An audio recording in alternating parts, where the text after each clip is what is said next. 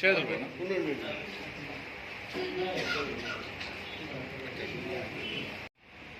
CPI, CPM, Congress ఇలాంటి వామపక్ష పార్టీలను కలుపుకొని ఇండియా కూటమిలో భాగంగా ఈరోజు రాజంపేటలో ప్రధానంగా ఓసీ ఓపెన్ కేటగిరీలో ఉండేటువంటి రాజంపేట నియోజకవర్గ ఎమ్మెల్యే అభ్యర్థిగా ఒక గిరిజన బిడ్డగా నాకు ఈ అవకాశం కల్పించినటువంటి భారత కమ్యూనిస్టు పార్టీ మరియు వామపక్ష పార్టీ అయినటువంటి సిపిఎం, కాంగ్రెస్ పార్టీలకు రాష్ట్ర నాయకత్వానికి మరొకసారి హృదయపూర్వక విప్లవ ధన్యవాదాలు తెలియజేస్తున్నాం. అయితే ఈ రాజంపేట నియోజకవర్గ వ్యాప్తంగా పూర్తి స్థాయిలో విదేశాలపైన ఆధారపడి జీవనం సాగించేటువంటి నేపథ్యం ఉన్నటువంటి ఈ రాజంపేట నియోజకవర్గంలో పూర్తి స్థాయిలో విదేశాలపైన ఆధారపడుతున్నప్పటికీ కూడా దశాబ్దాల కాలంగా కనీసం ఈ ప్రాంతంలో ఒక్కటంటే ఒక్కటి పరిశ్రమ ఏర్పాటు చేసి చదువుకున్నటువంటి నిరుద్యోగ యువకులకు ఉద్యోగ అవకాశాలు కల్పించేటువంటి ప్రయత్నం ఏ ప్రభుత్వాలు కూడా చేయడం లేదు. ఉదాహరణకు పక్కనే ఉన్నటువంటి అన్నమయ్య ప్రాజెక్టు తెగిపోయి దాదాపు 2 సంవత్సరాలు పూర్తి అవుతున్నప్పటికీ కూడా నదీ పరివాహక ప్రాంతంలో ఉండేటువంటి రైతాంగం పూర్తిగా దాదాపు 33 మంది రైతులు పూర్తిగా నదీ గర్భంలో కలిసిపోతే ఇప్పటి వరకు కూడా ఆ కుటుంబాలను ఆదుకునేటువంటి పరిస్థితి మనం ఇప్పుడు ఏమాత్రం లేదని చెప్పేసి చూస్తున్నాం. సీఎం సొంత జిల్లా అయినప్పటికీ కూడా కనీసం అన్నమయ్య ప్రాజెక్టు తెగిపోతే ఇప్పటికీ కూడా కనీసం వాళ్లకు ఉండడానికి ఒక గూడు కూడా కల్పించలేనటువంటి దౌర్భాగ్య పరిస్థితుల్లో ప్లాస్టిక్ సంచుల కింద తలదాచుకొని ఎండకు గాలికి మండు. కాబట్టి ఆలోచన చేయండి మేధావులారా, ఈ ప్రాంతంలో ఉండేటువంటి ఈ యొక్క రాజంపేటకు కేటాయించేటువంటి మెడికల్ కాలేజీలు సైతం ఇదే ప్రాంతంలో ఉండేటువంటి అధికార పార్టీ సోకాల్డ్ నాయకులందరూ కూడా ఈ ప్రాంతంలో కేటాయించబడినటువంటి మెడికల్ కాలేజీలు కూడా పక్క ప్రాంతానికి గద్దల్లాగా తొందుకొని పోయినారు. అంటే ఈ రాజంపేట నియోజకవర్గంలో ఉండేటువంటి ప్రజలు ఈ ప్రభుత్వాలకు ఓటు వేయలేదా? ఎందుకు కేటాయించబడినటువంటి ప్రభుత్వ మెడికల్ కళాశాలను కూడా తీసుకోబోతుంటే నిలదీయలేనటువంటి ఈ దౌర్భాగ్యులను మళ్ళీ మీరు ఓటు వేయాలా? ఆలోచన చేయండి. భారత కమ్యూనిస్టు పార్టీ ఎప్పుడు అహర్నిశలు కష్టపడి పేద ప్రజల పక్షాల కోసం నిలబడేటువంటి ఏకైకమైనటువంటి వామపక్ష పార్టీలు మాత్రమే. కాబట్టి ఈ యొక్క నియోజకవర్గంలో ఉన్నటువంటి బడుగు బలహీన వర్గాలు, ఎస్సీ, ఎస్టీ, బీసీ, బహుజన, మైనారిటీ పీడిత వర్గాలు, లౌకిక ప్రజాస్వామ్య పీడిత బిడ్డలు ఆదరించండి.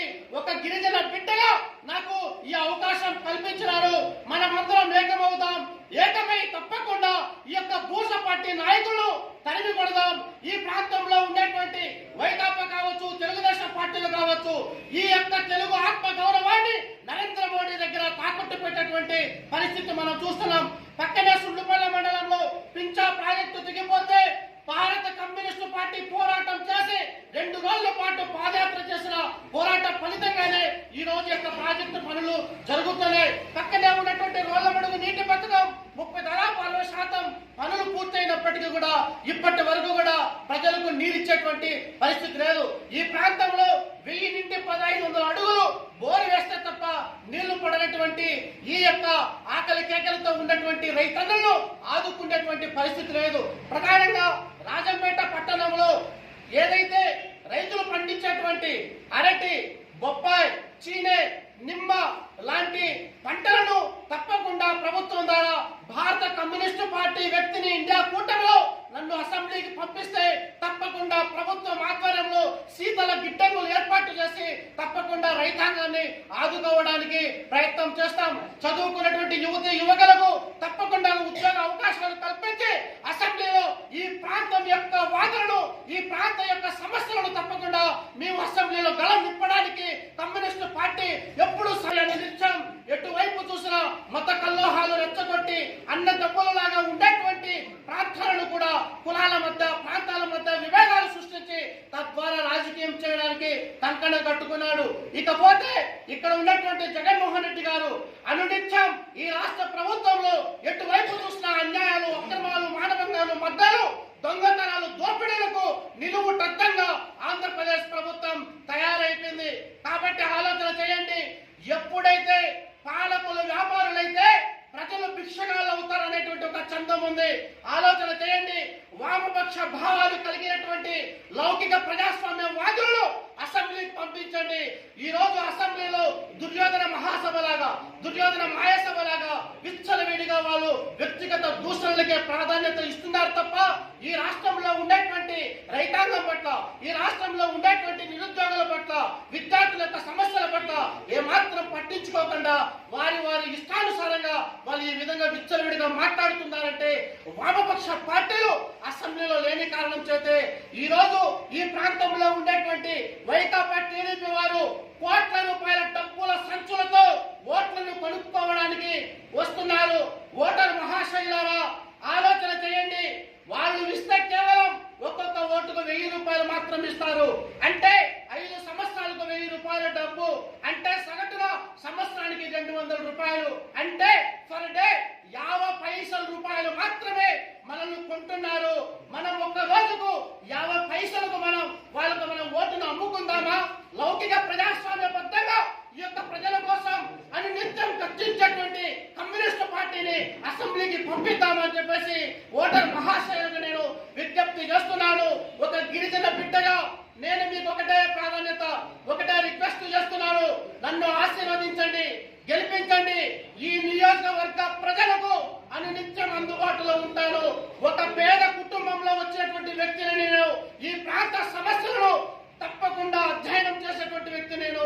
ఈ ప్రాంతంలో ఉన్నటువంటి సమస్యలన్నీ అధ్యయనం చేసి అసెంబ్లీలో గళం విప్పించి తప్పకుండా మనకు రావాల్సినటువంటి హక్కులన్నీ పోరాటం చేసుకొని తప్పకుండా మన యొక్క వాణిని రాష్ట్రంలో వినిపించడానికి రాజంపేటలో భారత కమ్యూనిస్టు పార్టీ ఎర్ర జెండాను ఎగరవేయడానికి సిద్ధంగా ఉన్నారని ఈ అవకాశం ఇచ్చిన మీ అందరికీ కూడా మరొకసారి హృదయపూర్వక విప్లవ ధన్యవాదాలు తెలియజేసుకుంటూ తప్పకుండా తంకి పడవలి గుర్తుకు ఓటు వేసి అఖండ మెజారిటీతో గెలిపించి లౌకిక ప్రజాస్వామ్య వాదాన్ని గెలిపించి ఈ రోజు ఎన్డీఏ కూటమిని మతోన్మత శక్తులను తరిమి కొట్టాలని చెప్పేసి పిలుపునిస్తున్నాను. Thank you very much. India కూటమి దేశవ్యాప్తంగా కూటమి ఏర్పడింది. సిపిఐ, సిపిఎం, కాంగ్రెస్ మిగతా వామపక్షాలన్నీ కూడా ఈరోజు మాకు రాజంపేట అసెంబ్లీ స్థానానికి సీపీఐ కేటాయించడం ధన్యవాదాలు ప్రజలకి కూడా. ఎందుకంటే చాలా రోజుల తర్వాత కమ్యూనిస్టు పార్టీ నాయకులు ఈ రాజంపేట ప్రాంతంలో పోటీ చేసి మళ్ళా ఎర్రజెండా ఇవ్వడానికి ఉద్దేశంతో మేమందరం కూడా ఐక్యంగా పోరాటం చేస్తున్నాం. తప్పకుండా ఎందుకంటే చూస్తున్నాం రాష్ట్ర పరిస్థితులు కూడా దాచుకోవడం తప్ప ప్రజలకు ఉపయోగించే పరిస్థితి లేదు. ఈ రోజు ఈ రాష్ట్రంలో రాజంపేట జరిగిన అన్యాయం తీవ్రంగా ఏ జిల్లాలో ఏ రాష్ట్రానికి కూడా ఈ జిల్లా కూడా జరగలేదు. ఈ రాష్ట్రం చాలా అవమానకర పరిస్థితుల్లో ఈ రాష్ట్రంలో ఇక్కడ ఈ రాజంపేట ఏర్పడడం ఒక బాధాకర విషయం. గతంలో పాలకులు చేసినటువంటి పరిపాలన ఈ రాష్ట్రం డ్యామ్ కానీ జిల్లా కానీ రకరకాల రూపంలో ఒక రూపాయి పైసా కూడా అభివృద్ధి పరిస్తున్నది. ఈ రోజు భారత కమ్యూనిస్టు పార్టీ అందరం కూడా ఎన్నో పోరాటం చేసినాం, ఎన్నో విజయాలు సాధించాం. తప్పకుండా మాకు గెలిపిస్తే ఈ రాజంపేట అభివృద్ధి చేస్తామని చెప్పి ఈ ద్వారా ప్రజలను కోరుకుంటూ నాకు తప్పకుండా అవకాశం కోరుకుంటున్నాను.